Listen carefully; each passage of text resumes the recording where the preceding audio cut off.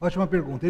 Talvez vocês não tenham ouvido, ele perguntou sobre por que a gente vê, se o povo de Deus é quem tem a verdade completa, quem tem a revelação da palavra de Deus, por que a gente não vê produtos culturais como filmes, livros, romances, de grande qualidade feitas pelo povo de Deus? E a resposta, ela precisa passar por algumas coisas. A primeira coisa delas é que tem sim. Você pode pegar, por exemplo, livros como os livros de Victor Hugo, Daniel Defoe, C.S. Lewis, J.R.R. Tolkien, são cristãos. Então tem material, talvez não tenha tantos que a gente conheça, mas se você procurar por aí você encontra. Filmes é mais difícil mesmo. Livros, romances você acha mais.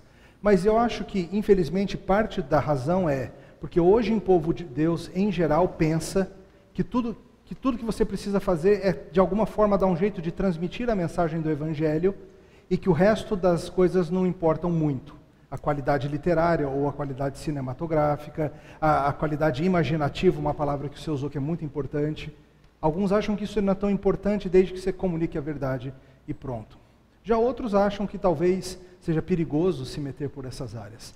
E sim, essas palestras servem como um chamado a vocês que estão aqui hoje, que por acaso tenham aspirações de poetas, escritores, músicos e outras formas de produção cultural, que façam isso bem, que façam uma arte que vive no mundo real e que é profunda. Façam com que os descrentes olhem para a nossa arte e falem, uau, isso de fato descreve a vida e tem algo a mais.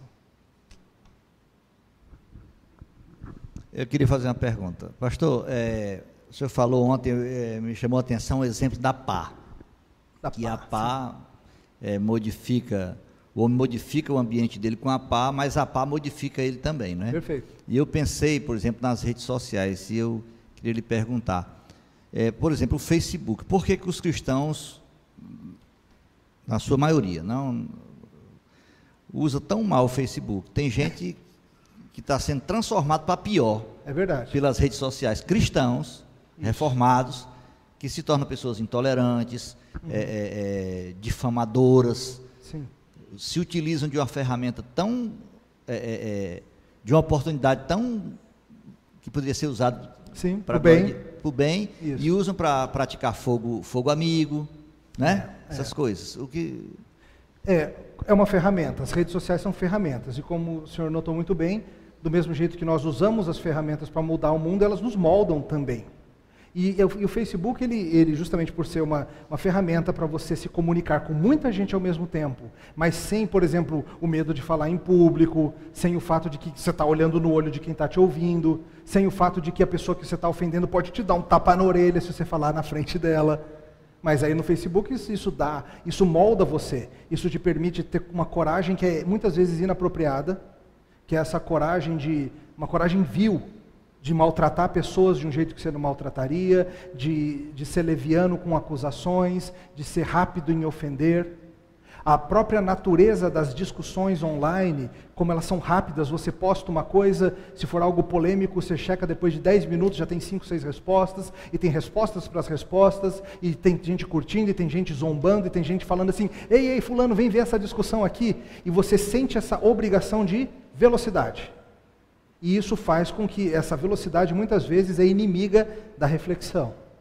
Então você se pega respondendo rápido, porque se você não responder rápido, alguém vai responder, e você acaba não refletindo, não sendo sábio, a ferramenta está te moldando. Se você estivesse numa conversa face a face, talvez você pensasse melhor.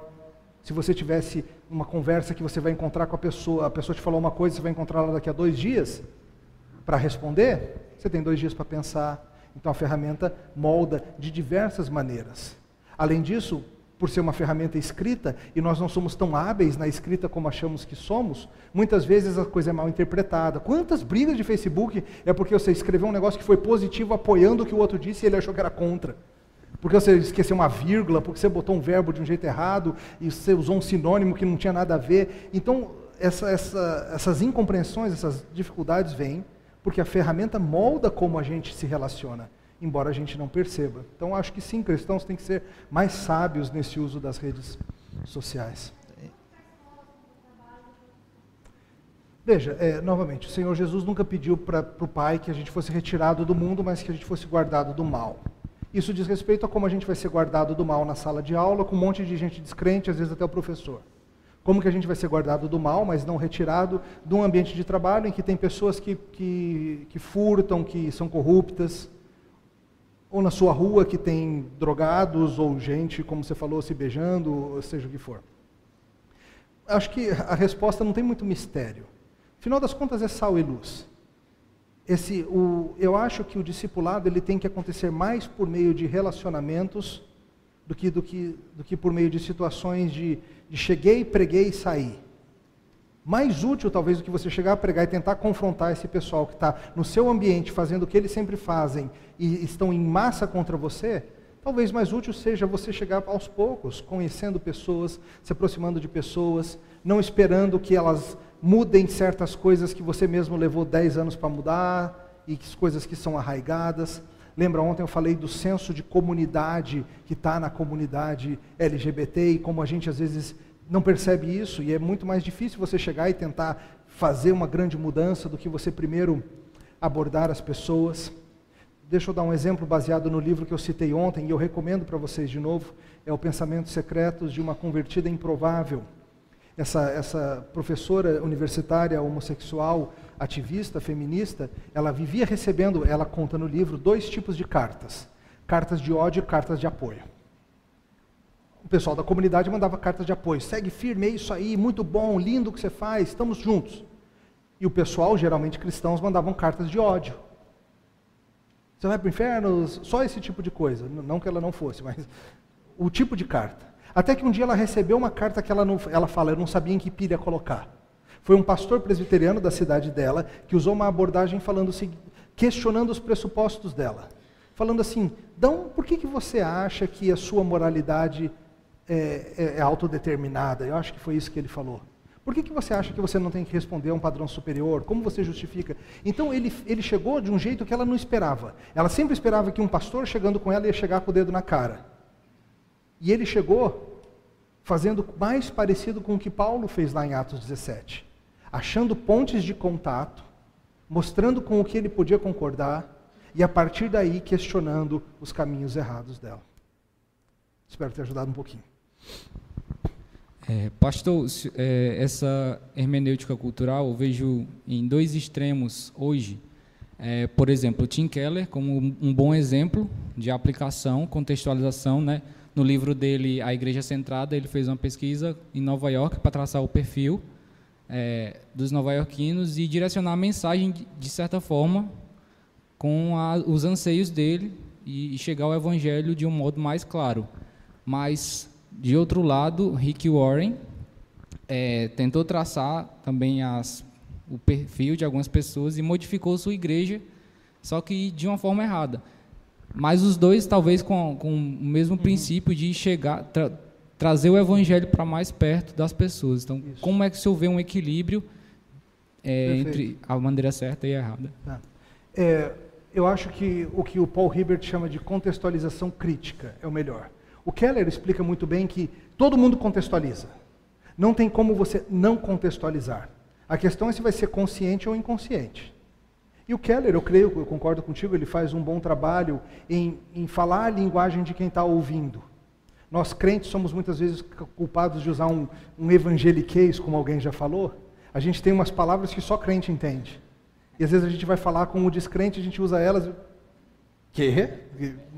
Não sei nem o que você está falando. Ontem ou anteontem, eu usei uma citação do Keller, em que ele diz algo como, você precisa mostrar para o descrente que você entende as dúvidas e questionamentos dele. Então, uma contextualização honesta pode muito bem falar algo no sentido de, eu entendo por que você está buscando esse tipo de liberdade. Eu também já busquei. E eu busquei por tais caminhos, e eu vejo você buscando por tal caminho. Mas deixa eu te falar sobre a liberdade que o Evangelho promete. Estou resumindo a conversa, mas você usa essas pontes. O Warren e todo o movimento Seeker Sensitive, que ele é um dos líderes, eu acho que mesmo ele vem repensando algumas coisas, mas eles querem adequar a igreja ao gosto do pecador, e isso não é bíblico. É diferente, ele não quer só contextualizar a mensagem, ele quer transformar a mensagem. Então todo o movimento Seeker Sensitive vai naquela direção de, a gente não pode falar de pecado na pregação, porque Quem gosta de ouvir sobre pecado? Então tira. A gente não pode fazer uma pregação de mais de 20 minutos, porque é muito cansativo. Então isso, aí você tira o fio da espada. Não é para tirar o fio da espada. Contextualização tem que ser no sentido de achar os pontos fracos da armadura do outro. Nunca acerca de fazer a sua espada deixar de ser afiada. Tá?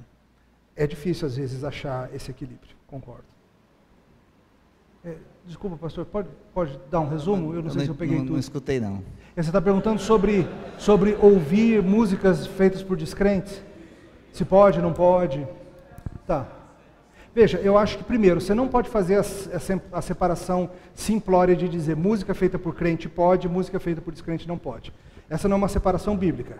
Primeiro, eu já falei, porque pela graça comum, músicas feitas por descrentes vão estar cheias de verdade. Ainda que fragmentos, ainda que enroscadas no pecado. E músicas feitas por crentes, muitas vezes, são coisas que você deve ficar longe, porque são péssima teologia que vai corroer o coração. Então, olha, infelizmente, não tem uma regra geral, é caso a caso.